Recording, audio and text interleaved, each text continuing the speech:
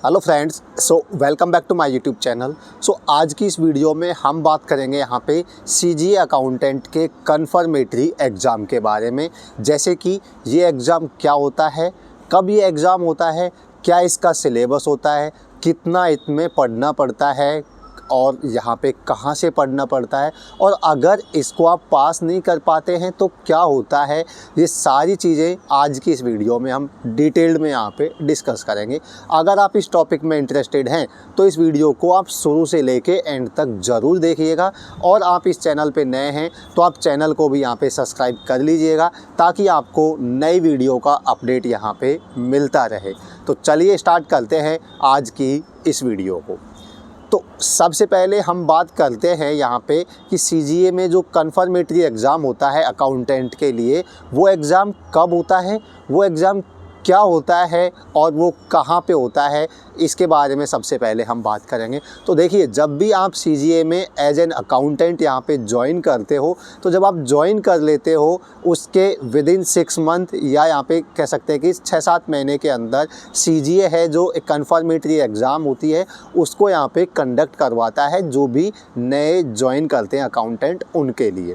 तो बेसिकली ये एग्ज़ाम क्या होता है, ये ऐसे समझ सकते हो कि आपको यहाँ पे जब सीजीए में आप सेलेक्ट होते हो एज एन अकाउंटेंट, तो यहाँ पे आपकी जॉब को कंफर्म करने के लिए एक कन्फर्मेटरी एग्ज़ाम लिया जाता है जो कि सीजीए के द्वारा लिया जाता है। अब ऐसा नहीं है कि इसके बगैर आपकी जॉब कंफर्म नहीं है।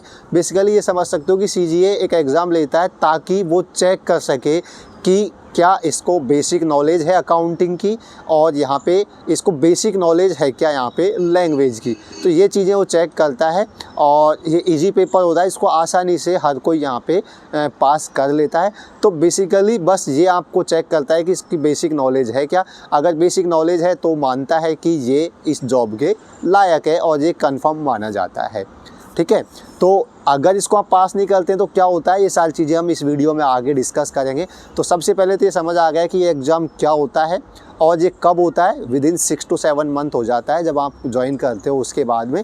और कहाँ पे होता है, ये दिल्ली में ही होता है, यूपीएससी भवन में होता है। ठीक है, मतलब अलग अलग सेंटर्स पे होता है, पर मैं दिल्ली में बात कर रहा हूँ। यूपीएससी भवन में होता है, तो इसी बहाने से आपको यूपीएससी बिल्डिंग भी देखने को मिल जाएगी, और उसके बाहर की जो चाट है वो काफ़ी फेमस है, तो वो भी यहाँ खाने को आपको मिल जाएगा अगर आप दिल्ली में आपका सेंटर आता है। तो कहने का मतलब ये है कि चिल रहिएगा, ऐसे कोई बहुत ज़्यादा प्रॉब्लम नहीं है। लोग इसको समझ रहे कि आज क्या होगा, कैसा पेपर आएगा, पास नहीं होगा तो क्या होगा।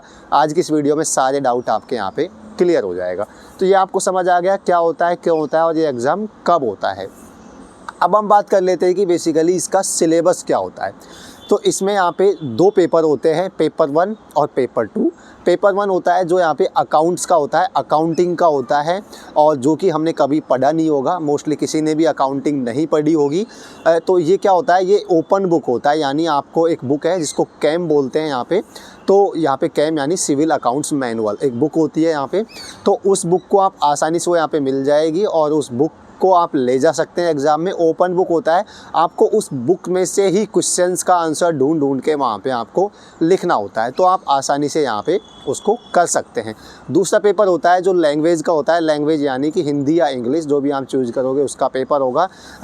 बिल्कुल आसान होता है, जैसे इंग्लिश में क्या हो जाएगा, प्रेसी राइटिंग हो जाएगा, ग्रामर वगैरह हो जाएगा, फिल इन द ब्लैंक्स वगैरह, ऐसे नॉर्मल आपकी ग्रामर वगैरह टेस्ट की जाती है, जो कि बहुत आसान होता है।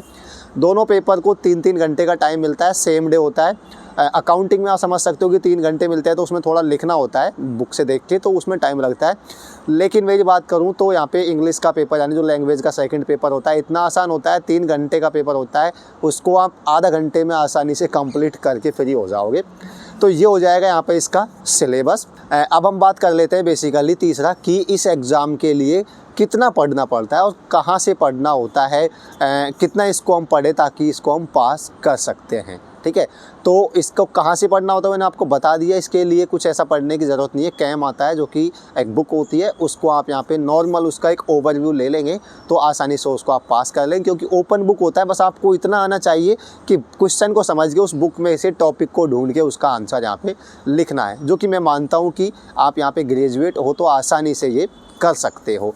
कितना पढ़ना होता है, मैं मानता हूँ कि उसको अगर आप नहीं भी पढ़ेंगे, आपने अगर CGL पास करके आए हो और आप बिना पढ़े भी अगर यहाँ पे चले जाते हो तो आसानी से मुझे लगता है इसको आप पास कर सकते हो।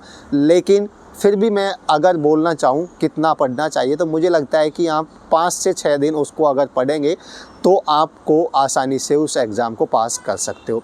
पढ़ने के लिए नहीं बोल रहा है, मोटी बुक होती है, समझ कुछ आता नहीं है तो पढ़ तो सकते नहीं है। 5 से 6 दिन में आपको क्या करना है, बेसिकली उसका इंडेक्स चेक कर लेना है, एक ओवरव्यू ले लेना है कि अच्छा चैप्टर 1 में ये है, चैप्टर 2 में ये है, मतलब उसका इंडेक्स ओवरव्यू आपको देख लेना है। क्योंकि अल्टीमेट आपको क्या करना है, क्वेश्चन देख के उसको ढूंढना है और उसका आंसर लिखना है। बस आपको इतना आ जाना चाहिए, तो पढ़ना तो है नहीं, बस आपको उस बुक का एक ओवरव्यू ले लेना है, जो कि आप 4 से 5 दिन में आसानी से उसको देख सकते हैं। उस बुक को एक ओवरव्यू यहाँ पे ले सकते हैं। लैंग्वेज का मैंने बता दिया, आप CGL पास करके आए हो तो बिल्कुल मैं समझता हूँ CGL का अगर 100% लेवल होता है तो उसका 20-25 बिल्कुल आसान, मतलब 12th लेवल की ग्रामर आती है, जो कि आप आसानी से कर सकते हो। तो यानी कि आप 2-4 दिन उस बुक को पढ़ोगे, उससे एक आइडिया लोगे तो आप आसानी से उसको पास कर सकते हैं।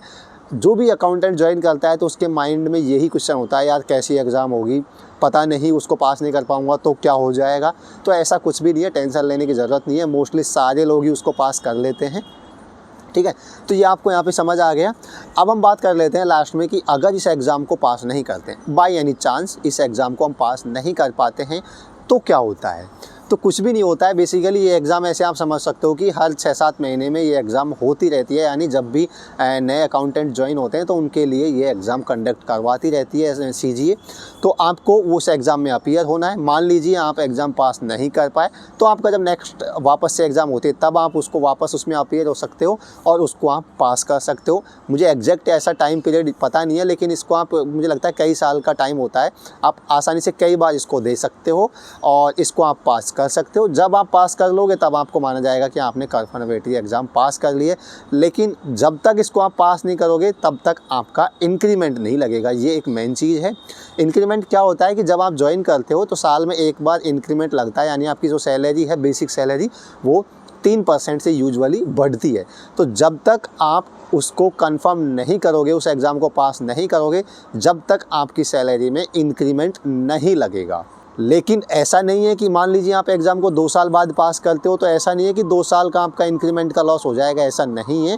जब आप उसको पास करोगे तब आपका इंक्रीमेंट लगना स्टार्ट हो जाएगा और वो शुरू से लेके जब से आपने ज्वाइन किया तब तक का इंक्रीमेंट पूरा लगेगा, पूरा आपको मिलेगा सब कुछ, एक भी आपको रुपए का लॉस नहीं होगा। बस इतना समझ सकते हैं कि जब तक आप उसको पास नहीं करोगे तब तक आपको इंक्रीमेंट लगना स्टार्ट नहीं होगा, ऐसा आप समझ सकते हो।